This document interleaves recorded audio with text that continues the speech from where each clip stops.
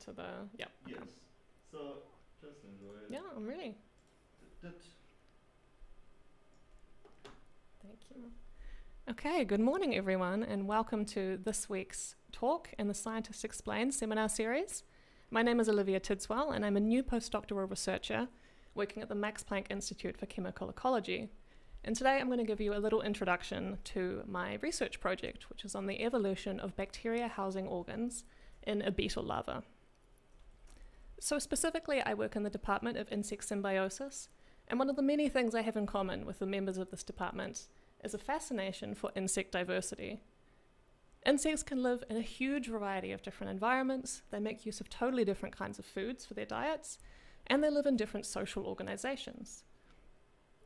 And a lot of the reason, there are many different reasons for this adaptability, but one of the reasons that we're most interested in this department is symbiosis. So these are the mutually beneficial relationships that insects form with other organisms, especially microbes. And one example of symbiosis in insects that you might be aware of is leafcutter ants.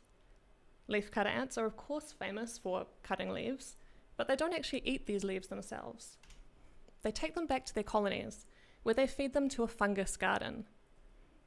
This fungus does all the hard work of breaking down the leaves, the difficult to digest cell walls, and nullifying any toxins that might be in the plants, and the ants then feed on the much more digestible fungus. In exchange, the ants provide the food to the fungus, obviously, but they also tend the garden, making sure that no competitive fungi take over. And to do this, they use a partner, a third symbiotic partner, which is a specific kind of bacteria that produces antifungal compounds. And these bacteria have quite a cushy lifestyle. They're actually housed on the ants themselves, and in this species, that's on the bottom of the thorax. So you can see here, if we look close up, at the bottom of this ant's thorax, there's a pitted region of the cuticle, or the exoskeleton, that's covered in this white growth, which are bacterial colonies. You might think that it's kind of bizarre for an insect to have a region of its body that's specifically adapted to house microbes, but actually it's very common in insects that have symbioses with microbes. So as an example, here are 3 species of insects that are commonly studied for insect symbiosis. Firstly, the bee wolf in the first picture, which is actually neither a bee nor a wolf, of course, but instead a predatory wasp. So this species has a symbiosis with a bacteria that it houses in its antennae and small pouches between the joints. It uses these glands to smear bacteria onto its young when it buries them underground in a brood cell, and the bacteria provide antibiotics that prevent the young from infection by dangerous bacteria. The bean bug in the second picture have very different symbiotic organs. In this species, the posterior region of the gut, the surface area of the interior is enlarged by the formation of these outpocketings called intestinal crypts. And these crypts are filled with symbiotic bacteria that provide nutritional supplementation, but also help regulate the immune system of the bug. And finally, the sawtoothed grain beetle has formed a very intimate relationship with its symbiotic bacteria, which provides essential amino acids that it needs to make its cuticle. And in fact, the relationship with this bacteria is so intimate that they live inside its cells, in specialized cells called bacteriocytes. And these bacteriocytes are clustered together in organs known as bacteriomes, one of the most specialized forms of symbiotic organs in the insects. So from this you can see that symbiotic organs are not only diverse, but they're also widespread across different insect groups. But why should we care about studying them in the first place? So a good way to think about this is that symbiotic organs are the interface between the insect host and the microbial symbiont. Looking at what the host provides to its symbiont through the symbiotic organs can tell us what costs that it might be experiencing from the symbiosis. We can also learn about how the symbiosis is established and maintained by looking at how bacteria are incorporated into the organs and how they're transmitted to other generations. In addition to learning more about insect ecology and evolution by studying these organs, there are also some applied benefits to studying symbiotic organs. Many of the bacteria that are symbiotic with insects produce natural products that are of interest to humans. For example, the antibiotics that we talked about in the bee wolves. Unfortunately, these microbes are usually very difficult to culture in the lab because they're so adapted to living with their insect hosts. Studying how the insect host looks after them with its symbiotic organs can tell us a bit about how we might be able to grow them in the lab ourselves, and so bulk up our production of natural products. But the question that I'm interested in for my project is how these symbiotic organs evolve in the first place. How are pre-existing structures modified to create these dedicated houses for microbes? And the study system I use to examine this is this darkling beetle, Lagria villosa, which has been a model system in our lab for a few years now. And this beetle is not much longer than your thumbnail, depending on how longer your thumbnail is, but they can have a disproportionate effect on the agriculture economy of the countries that they're located in. So Lagria villosa particularly is native to Africa, but is now widely distributed in South America. And they feed prolifically on economically important crops such as soybean, which I've pictured in the background here, as well as potatoes, corn, cotton, coffee, and bananas. So a wide diversity of crops. But the reason that we study it is because it's formed a dedicated symbiosis with a bacteria known as Burkholderia gladioli, which I'll refer to as Burkholderia from now on. Adult female beetles house these bacteria in specialized symbiotic organs called accessory glands, which are in the posterior of their abdomen, down here. And this illustration shows what the accessory gland looks like. So this is from a description from almost a century ago. The accessory glands in this image are the long, tangled tubes, and they're connected to the posterior end of the digestive tract and the reproductive system. When a female beetle wants to lay a clutch of eggs, she uses these glands to smear the outside surface of her egg clutch with bacteria. These bacteria then protect the eggs from fungal growth, which is really important when the eggs are being laid in the soil and in the leaf litter, where fungi are abundant. Eggs that are covered in Burkholderia are much safer from fungi than eggs that have been surface sterilized, like this egg, which has been treated in the lab. And the reason for this is that Burkholderia produce a huge range of different antifungal compounds, most prominently a compound that has been worked on in our lab and others locally here, known as lagriamide, named after the beetle host, of course. So this is all very scientifically interesting and the subject of continuing research in our groups, but the life stage of Lagria that I'm most interested in is the larva. Because after the larva hatches from the egg, the bacteria are not lost. Instead, they're incorporated into a second kind of dedicated symbiotic organ, a really unusual one. And this is 3 pouches along the dorsal or back side of the larva, 1, 2, and 3 in the thorax and anterior abdomen. And this is just a schematic. If you imagine cutting the larva right down the midline, this is what you would see. You see the surface of the cuticle and then a small opening that leads to a pouch under the skin. And this is where the Burkholderia bacteria are held. And if you want to see that in real life, in a real larva, this is a confocal microscopy image. The green here is showing the cuticle, so the exoskeleton of the larva. And then the thin opening here is visible leading into this wrinkled pouch. And this pouch is containing these red dots, which are Burkholderia bacteria. If we were to look at these organs from above, so imagine we're looking down on the back of a larva, this is what you would see. So I've stained in this image the nuclei of the cells, green and yellow. That's how they're showing up here. And you can see there are 2 kinds of different structure in these organs. On the outside, on either side, you have these 2 pairs of very, very large cells. So they have large nuclei and they're large cells themselves. And these have been identified in quite old literature as being secretory cells. So we don't know what they secrete, but they seem to produce some compound and then secrete it into this middle structure, which is the pouch, the cuticle-lined reservoir. And this is where the bacteria are held. So because this is a secretory organ, it's producing some secretion that we haven't identified, we can call it a symbiotic gland. So this is much like you have salivary glands in your mouth that produce and secrete saliva. And these are really unusual symbiotic organs.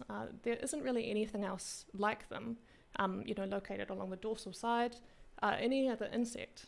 But they are similar to a different kind of glandular structure that's very common in beetle larvae. And this is larval defense glands.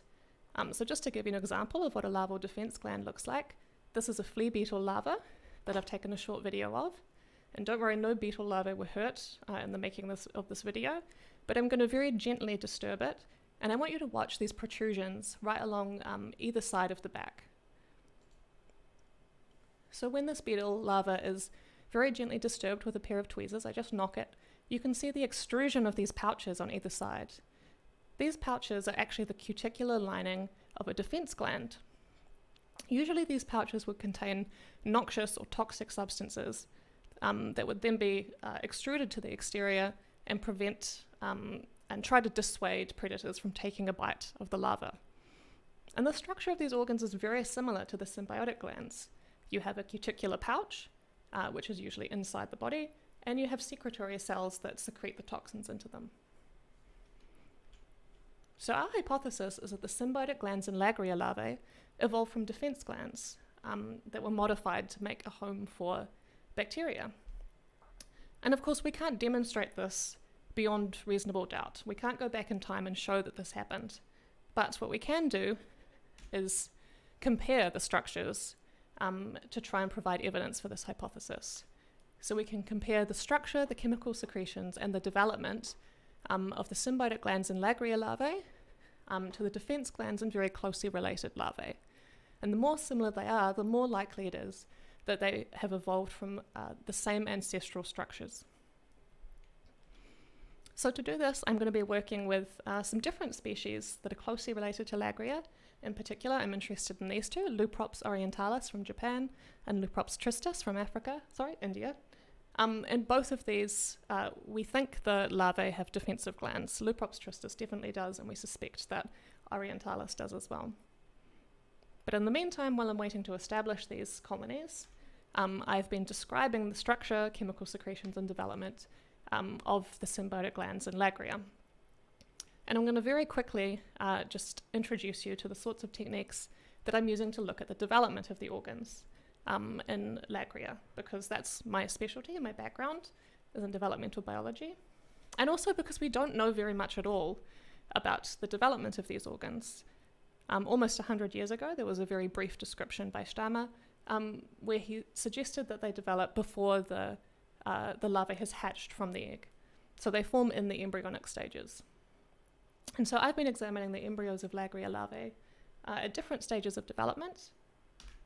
And one thing that I'm looking for is just the order of developmental events. When do the secretory cells form? What do they look like? And when do the pouches form and how do they develop? And so this is a close-up, a confocal microscopy image on a Lagria larva. You can see 3 pairs of legs, 1, 2, 3. And the segments where the symbiotic glands will form are these 3. So 2 thoracic segments and 1 abdominal segment. I've stained the cell nuclei in this image red and cell skeleton or cytoskeleton in green. And if we look close up at a section through this embryo, you can see already that these secretory cells, these huge nuclei, have formed and have gone underneath the surface of the embryo, but there's no sign of those pockets yet of the reservoirs forming. So this is already telling us something about the order in which these different components of the organs develop. And finally, we're also going to be we're looking at gene expression in the organs. And at the moment, I'm just looking at candidate gene expression. So here I've picked out 3 genes. You don't need to know the names of them for this. That I suspected might be expressed in the symbiotic glands because they're expressed in other glandular structures. And I've been looking at their expression at different stages of development. And this is just 2 embryos, Lagria embryos at different stages expressing these 3 genes. And unfortunately, I don't have many answers for you yet. But I hope that in this talk, I've given you some interesting information.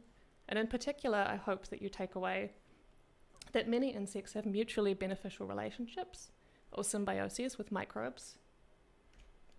That in dedicated symbioses, microbes are often housed in specialized symbiotic organs, and that these are actually quite common in insects. And finally, that the novel symbiotic glands in Lagria larvae are a really promising model to study how symbiotic structures evolve, because they're so unusual, but they also have this similarity to defense glands. And with that, I want to say a huge thank you to the organizers of the seminar series and to everyone for listening. Thank you to my supervisor, Martin Kaltenpoth, and to other members of the group in Mines and members of the MPI who have helped me morally and technically for this project. Thank you very much, and I welcome any questions. Yes, we have one question. It is, how do the bacteria, or maybe the right kind of bacteria, actually get into these organs? That's a really great question. So we're still actually looking into this, and this is going to be part of my project. Should I repeat the question just in case, or do you think they would have heard it? I guess they could. Oh, it's probably on there, yeah. Sorry, so it's a great question, and we're still looking into it. So obviously the bacteria are deposited, as I've said, on the egg surface. And what we think is that during hatching, as the larvae moves out of the eggshell, the bacteria are somehow deposited into the organ. So some of them make their way by chance, but there might be motility involved, so the bacteria might migrate to the organs of their own volition. And we're not exactly sure when this happens, whether it happens just before hatching or after hatching. There's a lot of questions still there. And one of the things we're going to use to try and address this is to use fluorescently labeled bacteria and infect them onto eggs and watch how they migrate or are incorporated into the organs. So yes, great question. Could you then also let the eggs grow in a sterilized way and see if no bacteria show up at all? Yes, actually, it's very interesting. So we often work with sterilized eggs, so where you've removed the bacteria, and the organs still form, the symbiotic organs in larvae still form, so they don't need the bacteria to develop. But actually, I'm not sure what ends up colonizing them. We suspect that probably other bacteria end up in there, but I don't think that's been tested. So another interesting question.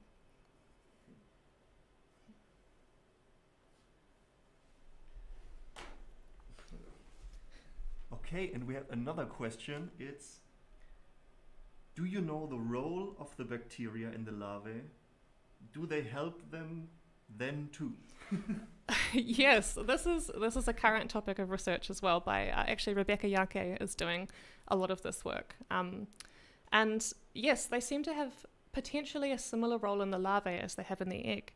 So when the larva molts, when it removes its old cuticle and grows a new one, it's in a very vulnerable state.